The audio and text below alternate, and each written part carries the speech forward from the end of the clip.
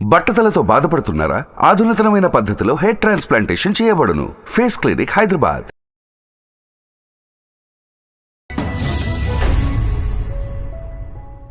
అత్యాధునికమైన టెక్నాలజీతో fertility treatment అందిస్తోంది మెడిసి ఐవీఎఫ్. వెల్కమ్ టు అందమైన జీవితం. నమస్తే డాక్టర్ గారు. నమస్తే జయ గారు. కళ్యాణ్ గారు, గీత అనే ఒక అమ్మాయి హనుమకొండ నుంచి ఒక మెయిల్ చేసిందండి. అంటే సాధారణంగా అందరం చాలా మంది ఎదుర్కొనే ఒక సమస్య అనమాట. కానీ వయసు వలన తను ఎలా ఎక్స్ప్రెస్ చేయాలి, ఏం చేయాలి, చెప్పాలా వద్దా, చెప్తే ఏదో జరిగిపోతుందని ముందుగానే ఊహించేసుకొని భయపడిపోతుంది. ఉన్న రిలేషన్స్ కట్ అయిపోతాయేమో, అంటే ఎక్కడికెక్కడికో ఊహ, సరైన అవగాహన లేకపోవటమేమో అనిపించింది నాకు ఆ మెయిల్ చేసినాక. అయితే నెంబర్ పెట్టిందండి, ఒకసారి కాల్ చేస్తాను. తప్పకుండానమ్మా, చేయండి. కానీ విచిత్రమైన మనస్తత్వాలు, వింత ఆలోచనలు కళ్యాణ్ గారు.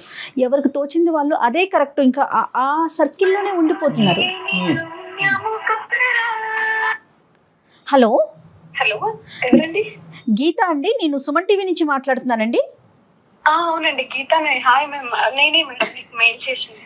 రైట్ గీత గారు, చూసానండి మీ మెయిల్. నేను డాక్టర్ కళ్యాణ్ గారు కూడా ఉన్నారు నాతో పాటు. Sir, good afternoon sir. మాట్లాడొచ్చా గీత మీతో? మాట్లాడొచ్చు మ్యామ్, ఇబ్బంది ఏంటి?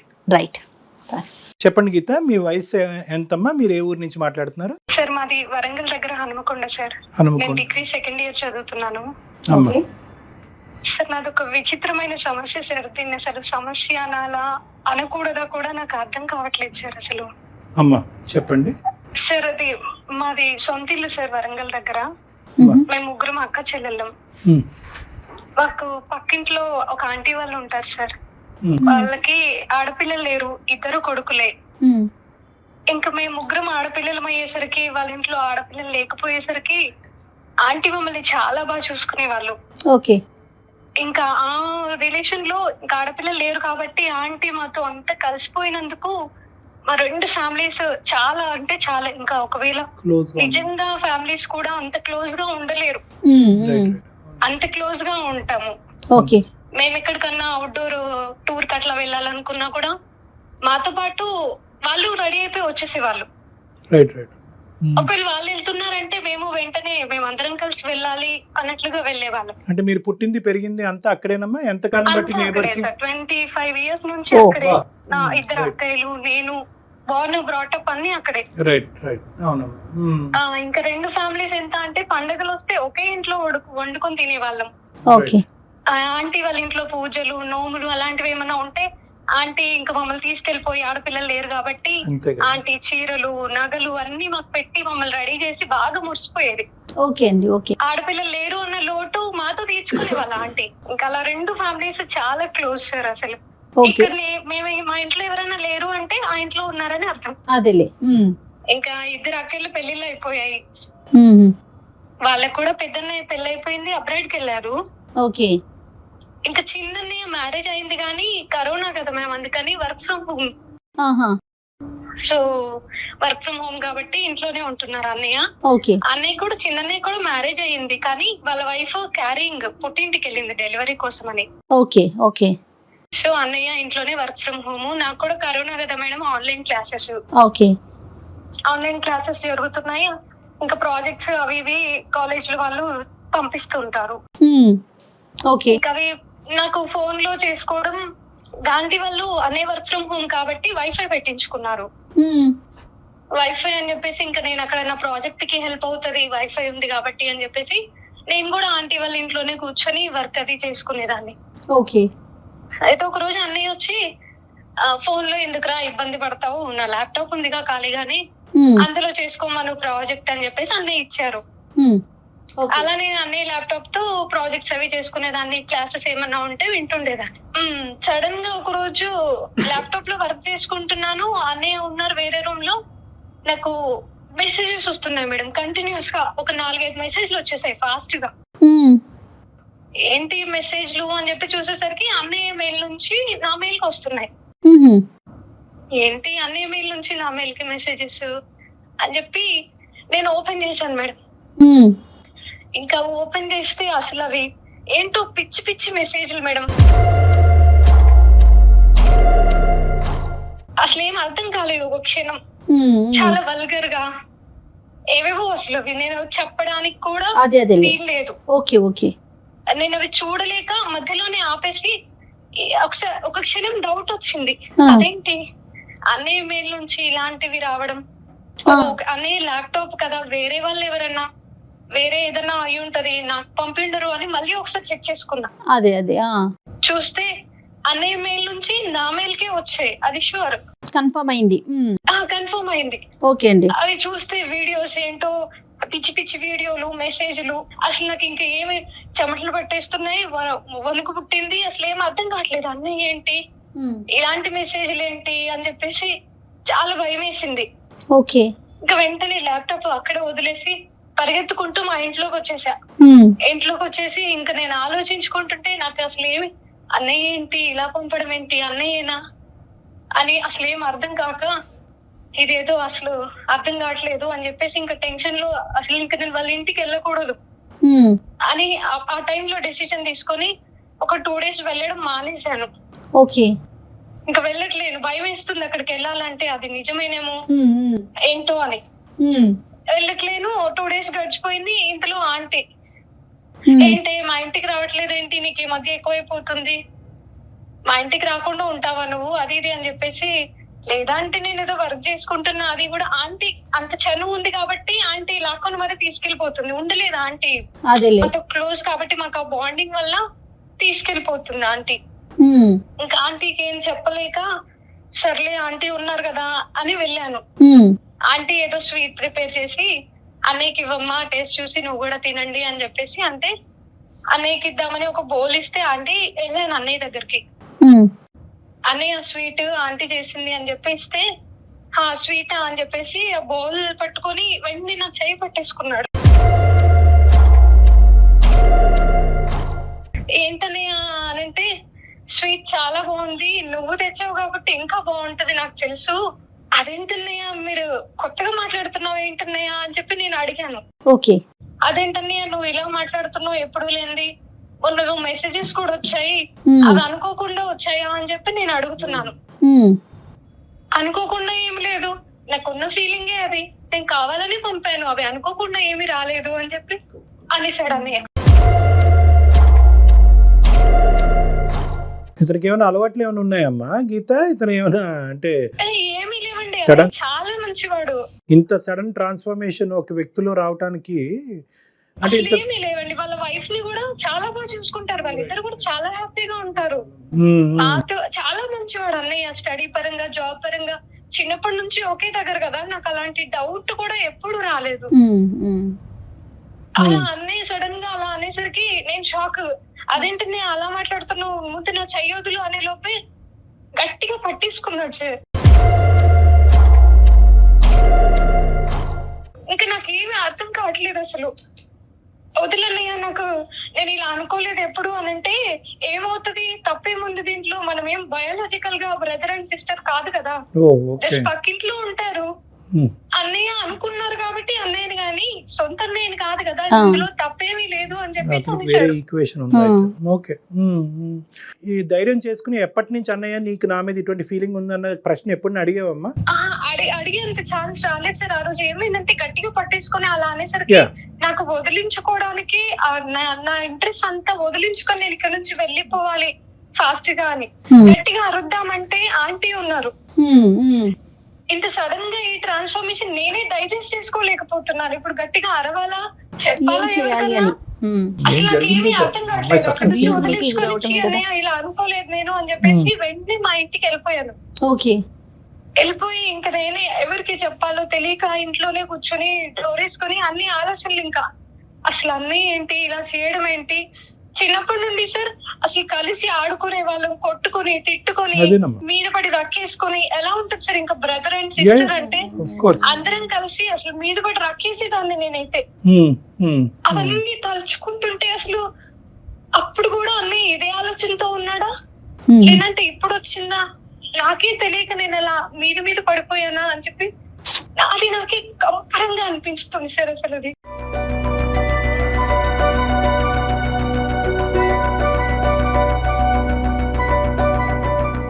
తలుచుకుంటేనే నాకు అసలు ఏమీ అర్థం కావట్లేదు. వెరీ సారీ అమ్మా. అంటే ఒక పరాయి వ్యక్తి ఇలా చేసినప్పుడే ఒక ఆడపిల్ల కంగు తిని మనసు విరిగిపోయి చాలా మంది ఆడపిల్లలు ఆత్మహత్య వరకు కూడా వెళ్ళిపోయినాయి, అంటే ఎవరికి చెప్పుకోలేనటువంటిది.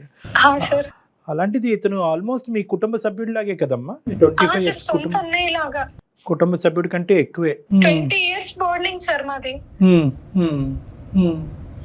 ఇప్పుడు నేను అసలు నేను నీకు మెయిల్ చేసింది ఎందుకంటే ఇప్పుడు నేను ఏం చేయాలి, నేను అలాగే ఉండిపోతే అన్నయ్య ఆలోచన చచ్చిపోతుందా, నేనే సైలెంట్ గా ఊరుకోవాలా, పోనీ వెళ్ళి మా అమ్మ నాన్నకి చెప్దామంటే ఇన్నాళ్ళు సార్ 25 years గా వాళ్ళు కలిసి ఉంటున్నారు, 25 years గా ఒకే ఫ్యామిలీ లాగా ఉండి అంత చేసి ఇప్పుడు మళ్ళీ ఇలా ఈ విషయం చెప్తే వాళ్ళు ఇంత మంచి బాండింగ్ చెడిపోతుందేమో అన్న భయం ఒకటి. మా నాన్న ఇంకా డేంజర్, చాలా పెద్ద గొడవ చేసేస్తారు సార్, అల్లురల్లు అయిపోతుంది. పోనీ ధైర్యం చేసుకుని ఆంటీకి చెప్దామా అంటే ఎంతైనా వాళ్ళు సొంత కొడుకు కదా సార్. అవును, ఎట్లా రియాక్ట్ అవుతారో తెలియని పరిస్థితి. తెలీదు, నమ్ముతారా ఆంటీ, నమ్మి నాకు సపోర్ట్ చేస్తారా, లేదంటే రివర్స్ లో నా కొడుకు మంచివాడే నీకే ఇలాంటి ఆలోచన ఏమైనా ఉందేమో అని నన్నే అనుమానిస్తారా అని చెప్పి అదొక భయం. కానీ గీత అమ్మ ఒకటి ఇక్కడ ఏంటంటే అజంప్షన్స్ వర్సెస్ రియాలిటీ. ఒక అబ్బాయి నువ్వు ఇన్నాళ్ళు అన్నయ్య కింద భావించినటువంటి ఒక అబ్బాయి నీ మీద అఘాయిత్యం చేయబోయాడు. Let us make it very clear. ఎవరు లేకపోతే కనుక నీకు అదృష్టం కొద్దీ ఆ రోజు తప్పించుకున్నావు, కానీ ఒకప్పుడు తప్పించుకోలేనటువంటి పరిస్థితి వచ్చి ఉంటే కనుక ఆ అఘాయిత్యం జరిగి ఉండేది. అప్పుడు కూడా మనం ఇలా కూర్చుని మాట్లాడుకునే అవకాశం ఉంటుందా? సో నెంబర్ 1 అది. ఇక్కడ ఏంటంటే ఎందుకు నేను అజంప్షన్స్ వర్సెస్ రియాలిటీ అని అంటున్నానంటే, మా అమ్మకి చెప్తే గొడవ పడతాడు, నాన్నకి చెప్తే కుటుంబాలు విడిపోతే, వాళ్ళ అమ్మకి చెప్తే కనుక నమ్మదు, ఇవన్నీ అజంప్షన్స్ అమ్మ. అంటే నువ్వేంటంటే నీ మనసు చాలా పెద్దది, నీ మనసు అనేటటువంటి చాలా సున్నితం, చాలా పెద్ద మనసు.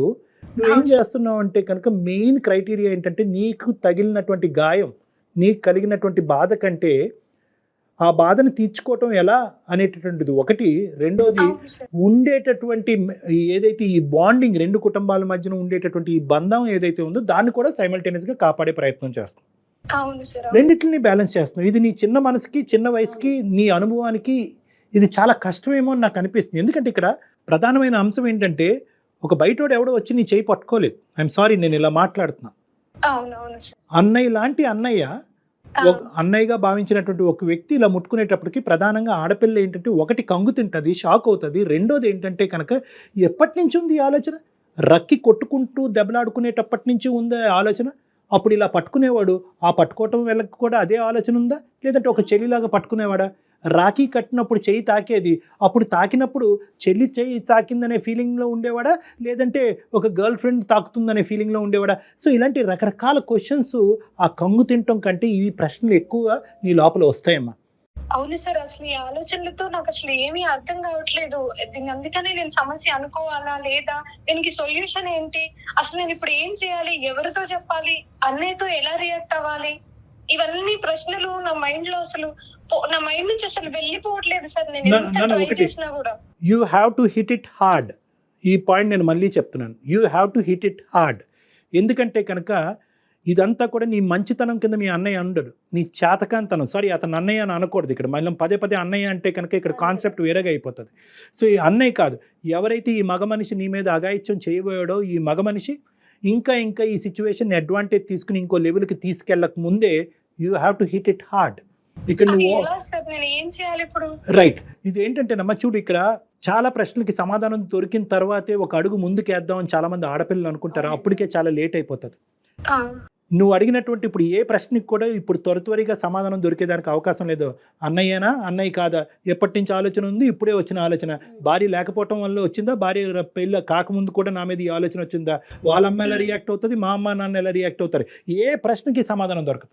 ఈ ప్రశ్నలు అన్నిటికీ సమాధానం దొరికిన తర్వాతే మనం అడుగు ముందుకేద్దాం అంటే కనుక నీది ఇంకా భయంకరమైనటువంటి పరిస్థితిలోకి వెళ్ళిపోతుంది, దాక్కోవాల్సిన పరిస్థితి వచ్చేస్తుంది కదా కళ్యాణ్ గారు. నీ మంచితనాన్ని అక్కడ ఉండేటటువంటి ఆ మనిషి నీ చేతకాని తనం కింద అనుకుంటున్నాడు. నీ చేతకాని తనం అంటే కనుక ఇక్కడ విక్టిమైజేషన్, నిన్ను విక్టిమ్ కింద చూసి ఇంకా నీ మీద ఇంకా పులిపంజా వేసి నిన్ను ఇంకా గ్రిప్లో లాక్కునే ప్రయత్నం చేస్తాడు. ఇక్కడ ఏంటంటే హిట్ ఇట్ హార్డ్ అని నేను ఎందుకు అంటున్నానంటేనమ్మా, ఇక్కడ సున్నితంగా ఉందాం, జాగ్రత్తగా వేద్దాం అనేది కాదు. ఇక్కడ ఏంటంటే you have to seek help. ఇక్కడ నువ్వు నీకు చేతకానటువంటి ఒక అంశం, నీ చేతుల మీదుగా సొల్యూషన్ ఐడెంటిఫై చేయలేనటువంటి ఒక అంశానికి ఖచ్చితంగా everything comes after your parents. అందుగురించి ప్రతి ఆడపిల్లకి మనం ఇదే చెప్తూ ఉంటాం. అన్నయ్యగా భావిస్తూ దగ్గరకు వచ్చే వ్యక్తి అయినా, అన్నయ్య కాకుండా ఇంకో విధంగా పరిచయం చేసుకునే ఒక వ్యక్తి అయినా, స్కూల్ దగ్గర పరిచయం అయినా, కాలేజీలో పరిచయం అయినా, బస్సులో పరిచయం అయినా, మీ తల్లిదండ్రులకి తెలియపరచండి అనేది ప్రధానంగా మనం చెప్తాం. మా అమ్మ నాన్న కోప్పడతారేమో, ఇవన్నీ సెకండరీ అమ్మ. Sentiments are secondary. Security is priority. మీ సెక్యూరిటీ అనేటటువంటిది ఇక్కడ ప్రయారిటీ. కాబట్టి ఫస్ట్ మీ తల్లిదండ్రుల తర్వాత ఎవరో కాబట్టి మీ తల్లిదండ్రులకి ఇది చెప్పండి. ఏ విధంగా చెప్తారు అంటే కనుక ఇక్కడ మీరు చెప్పే విధానం కూడా జాగ్రత్తగా చెప్పండి. అన్నయ్యలో ఇప్పటి వరకు ఈ అబ్బాయిని అన్నంగా భావించే ఈ అబ్బాయిని ఇప్పటి వరకు నాకు మంచితనమే కనిపించింది, ఇప్పుడే అతనిలో ఒక మార్పు కనిపిస్తుంది, ఈ మార్పు నేను భరించలేకపోతున్నాను, ఈ మార్పుకి కారణం కనుక్కోండి అనే విధంగా మీ తల్లిదండ్రులు అప్రోచ్ అవ్వండి. అంటే ఏంటంటే ఈ వ్యక్తి చెడ్డోడు అని నీకు అనిపించినా కూడా ఆ చెడ్డగా నువ్వు మాకు చెప్పిన విధంగా వాళ్ళకి నువ్వు చెప్తే చిత్రీకరిస్తే వాళ్ళకి పగ ప్రతీకారం అంతా రగిలిపోయి నువ్వు ఏదైతే జరగకూడదు అనుకుంటున్నావో ఈ రెండు కుటుంబాల మధ్యన విద్వేషాలు, వైషమ్యాలు అవన్నీ వచ్చి ఈ 20 సంవత్సరాల పాటు ఈ బంధం అనేటటువంటిది తెగిపోతుంది. అంటే ఓన్లీ చేంజెస్ కనిపిస్తున్నాయి అని మాత్రమే చెప్పమంటారా? ఈ విధంగా ప్రవర్తిస్తున్నాడు, ఈ విధంగా ఆలోచిస్తున్నాడు, అతనికి ఏమైనా ప్రాబ్లం ఏమో, అతనికి ఎవరన్నా అతను తెలియట్లేదేమో, అతనికి ఎవరన్నా కౌన్సిలింగ్ చేయాలేమో అనేటటువంటి. ఎందుకంటే నువ్వు మా దగ్గరికి ఎందుకు వచ్చావమ్మా, ఎందుకు వచ్చావు సార్, ఈ రెండు కుటుంబాల మధ్యన ఏమైనా పర్వాలేదు, వాడికి బుద్ధి చెప్పాలి నేను, సో మా అమ్మ నాన్నతో నేను చెప్తాను, వాడికి గట్టిగా మా అమ్మ నాన్న చేత బుద్ధి చెప్పిస్తాను అని రాలే మా దగ్గరికి ఎందుకు వచ్చావు నువ్వు? ఈ రోజు చాలా మెచ్యూర్డ్గా అడుగుతుంది కదా, చాలా మెచ్యూర్డ్గా అడుగుతున్నావు. ఆ బాండింగ్, ఆ రెండు కుటుంబాల మధ్యన బాండింగ్ మెయింటైన్ అవ్వాలి. అట్ ద సేమ్ టైం ఇతనికి ఒక కొద్ది బుద్ధి చెప్పాలి, కొద్ది గడ్డి పెట్టాలి అనే విధంగా కూడా చెప్తున్నాం. సో ఇది ఒక మాకు ఆటోమేటిక్గా ఏంటంటే మా టీంకి, నాకు జయ గారికి ఇది ఒక సెన్సిటివ్ ఇష్యూ కింద ఆటోమేటిక్గా మాకు మారిపోతుంది. కాబట్టి నువ్వు ఏ విధంగా మీ పేరెంట్స్ దగ్గరికి తీసుకెళ్తావు, ఏ విధంగా మీ పేరెంట్స్ ద్వారా ఆ అబ్బాయితో మాట్లాడిస్తావు అనేటటువంటి విధాన పద్ధతి కూడా నేను నీకు చెప్తున్నా. ఓకేనమ్మా? సో ఇదేంటంటే అన్నయ్యలో నేను ఎప్పుడు చూడలేదు. Obviously that is the truth. ఇప్పుడు వరకు నువ్వు ఈ అన్నయ్యలో, ఈ అబ్బాయిలో నువ్వు ఎప్పుడు ఈ తప్పు విధంగా చూడలేదు. సడన్ గా వచ్చింది. ఎక్కడి నుంచి వచ్చింది, ఎందుకు వచ్చింది, ఎలా ఇన్ఫ్లుయెన్స్ అయ్యాడు, ఎప్పటి నుంచి అనుకుంటున్నాడు అనే అంశాన్ని మీ పేరెంట్స్ వరకు తీసుకెళ్ళి ఇదంతా చెప్పి మీ పేరెంట్స్ ద్వారా అతనికి ఒక బుద్ధి చెప్పేటటువంటి ప్రయత్నం చేయండి. ఏమా ఒకప్పుడు వర్స్ట్ కమ్ సినారియో, నేను ఇది కూడా చెప్తున్నాను, వర్స్ట్ కమ్ సినారియో ఇది అక్కడితో ఇంకో లెవెల్ గొడవ కింద మారి రెండు కుటుంబాల మధ్యన ఒక డిఫరెన్సెస్ ఏర్పడినా కూడా అది తప్పు లేదు. ఎందుకంటే నీ సెక్యూరిటీకి మించినటువంటిది ఏదీ లేదు, నీ మానసిక శారీరక సెక్యూరిటీ స్థైర్యానికి మించినటువంటిది ఏదీ లేదు. కాబట్టి ఒకప్పుడు ఆ పరిస్థితి వచ్చినా కూడా అట్లీస్ట్ నువ్వు సేఫ్గా మీ పేరెంట్స్ దగ్గర ఉన్నావు అనేటటువంటి ఆలోచన మాకు, మీ కుటుంబ సభ్యులందరికీ ఒక హ్యాపీనెస్ చేయాల్సిన అవసరం అయితే ఉందాం. చెప్పాలమ్మా. It's a delicate issue, you have to tell. వాళ్ళ అమ్మతో చెప్తే ఎలా రియాక్ట్ అవుతుందో మనకు తెలియదు. ఎందుకంటే వాళ్ళ అమ్మ నిన్ను ఎంత బాగా చూసుకున్నా వాళ్ళ అమ్మ మీ అమ్మ కాదు. మీ అమ్మగారే మీ అమ్మగారు, మీ నాన్నగారే మీ నాన్నగారు. కాబట్టి వీళ్ళకి మనసిప్పి మాట్లాడండి అని చెప్తున్నానమ్మా. సార్ వాళ్ళు ఎలా రియాక్ట్ అవుతారు అన్న భయం ఒకటి నన్ను ఆపేస్తుంది. ఎలా అన్నా అవనివ్వండి, రియాక్షన్ ఇస్ సెకండరీ. నన్ను అదే నేను చెప్తున్నాను, సెంటిమెంట్స్, ఇమోషన్స్ ఎలా రియాక్ట్ అవుతారనే సెకండరీ. ఇందాకటి నుంచి నేను అదే చెప్తున్నాను. Your security is important. నీ సెక్యూరిటీ ఇంపార్టెంట్. రేపొద్దున ఆ అబ్బాయి ఇలా ముందుకు రావడానికి కూడా ప్రధానమైన కారణం ఏంటంటే, అరే 25 సంవత్సరాల పాటు ఒక బాండింగ్ ఏర్పడిన తర్వాత ఈ అమ్మాయి పోయి ఎవరికి చెప్పుకుంటుందిలే అనేటటువంటి ఆలోచనతోనే ఆ అబ్బాయి అంత ఇంట్లో వాళ్ళ తల్లి ఉండగా కూడా నీ చేయి పట్టుకున్నాడు, ఇంకా శృతి మించేటటువంటి ప్రయత్నం చేశాడు. కాబట్టి ఒక టైంలో నేను ఇక్కడ నుంచి వెళ్ళిపోదామా అనుకుంటే ఎటో కాకుండా డిగ్రీ సెకండ్ ఇయర్ కదా సార్, 2 years ఉండాల్సింది, ఏదైనా హాస్టల్కి వెళ్ళి జాబ్ చేసుకుందామా, ఇక్కడ నుంచి వెళ్ళిపోతే ఇలాంటివి ఉండవు కదా అన్నయ్యకి అని కూడా ఆలోచించాను. కానీ నాకు ఆ సొల్యూషన్ కూడా లేదు, ఇప్పుడు నాకు ఆ ఛాన్స్ కూడా లేదు సార్. అందుకని అసలు ఏం చేయాలో అర్థం కాక మీకు మెయిల్ చేశాను. కానీ చాలా మంచి పని చేశారండి మెయిల్ చేసి.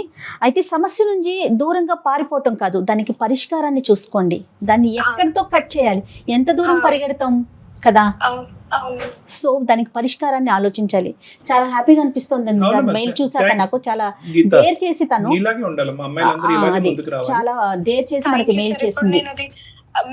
మా అమ్మ నాన్న వాళ్ళకి వెళ్ళి దీన్ని చెప్తేనే చెప్పండి. better అని చెప్పేసి మీరు అంటున్నారు. అంతేనమ్మా. 100%. ఎందుకంటే ఇప్పుడు చూడమ్మా, ప్రతి ప్రాబ్లంకి ఎవరు బాధపడినటువంటి సొల్యూషన్ దొరకటం కష్టం అమ్మా. ఎస్పెషల్లీ ఏంటంటే రిలేషన్షిప్ ఇష్యూస్లో ఎవరు బాధపడకుండా నాకు ఒక సొల్యూషన్ చెప్పండి డాక్టర్ గారు అంటే అవ్వదు. ఇక్కడ ఎవరో ఒకరు బాధపడతారు. ఆ బాధపడేటటువంటిది వాళ్ళు బహుశా ఆ బాధ ద్వారా ఒక పాఠం నేర్చుకుని వేరే ఆడపిల్లలతో ఇలా అన్యాయం జరగకుండా వ్యవహరించగలిగేటటువంటి శైలి నువ్వు తీసుకునే స్టెప్ వల్ల ఏర్పడుతుంది.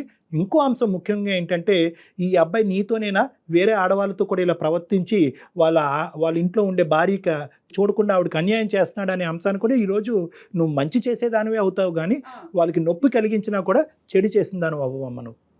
Okay sir, thank you sir, thank you ma'am, thank you మా. ఆల్ ద బెస్ట్ అమ్మా. God bless. Thank you sir, thank you. Bye bye. కానీ పెద్ద పిల్ల కాబట్టి మెచ్యూర్డ్ గా మెయిల్ చేసింది డాక్టర్ గారు. చిన్న పిల్లలండి, పసిపిల్లలు అబ్యూస్ కి గురయ్యి చెప్పుకోలేకపోవటం. స్కూల్లో కానీ ఇంట్లో కానీ ఎంత అవేర్నెస్ క్రియేట్ చేసినా కూడా గుడ్ టచ్ అని బ్యాడ్ టచ్ అని ఎంత క్లియర్ గా చెప్తున్నా కూడా పిల్లలు భయపడుతున్నారండి. ఆడపిల్లలో ఉన్న సెన్సిటివ్ హార్మోన్ అమ్మ ఈ పాపం. ఈ పాపం అంతా కూడా ఏంటంటే ఆడపిల్లకి ఇప్పుడు ఎగ్జాక్ట్ గా ఇప్పుడు మన గీత ఏదైతే భాష వాడిందో అది చంటి పిల్ల ఒక 5-6 సంవత్సరాల ఆడపిల్ల నుంచి ఒక 20-30 సంవత్సరాలు వచ్చేటటువంటి ఆడదాని వరకు ఇదే హార్మోనల్ సెన్సిటివిటీ. అందరినీ బ్యాలెన్స్డ్గా చూడాలి. శత్రువుల్లో కూడా దేవుణ్ణి చూడాలి. ఎవరికి నొప్పి కలిగించకూడదు. నా చెయ్యి పట్టుకున్నాడంటే కనుక వాడికి ఏదో పిచ్చి పట్టో లేదంటే ఏదో అయ్యో నా చెయ్యి పట్టుకున్నాడు వాడికి ఒక బుద్ధి చెప్పాలి అని అనుకుంటారే కానీ వాడిని పనిష్ చేయాలి అని అనుకోరు. సో ఈ బ్యాలెన్స్ తెచ్చేటటువంటి ప్రయత్నంలోనే ఆడపిల్లలు పదే అఘాయిత్యాలకు లోనవుతున్నారు. వయసుతో సంబంధం ఉండట్లేదు, మన భేదాలు ఉండట్లేదు. చుట్టాలు, బాబాయిలు, మేనమాములు, కజిన్స్ చాలా ఇబ్బందులు పడుతున్నారు. కానీ చాలా అప్రిషియేట్ చేయాలండి ఈ పిల్లని మాత్రం. నాకు చాలా హ్యాపీగా అనిపిస్తుంది. బయటకు వచ్చి ఇట్లా మాట్లాడటం అనేది చాలా మనం సంతోషించదగ్గ విషయం. రైట్ అండి, thank you so much. Suman టీవీలో మీ పర్సనల్ అండ్ బిజినెస్ ప్రమోషన్స్ కోసం కింది నెంబర్కి కాంటాక్ట్ చేయండి.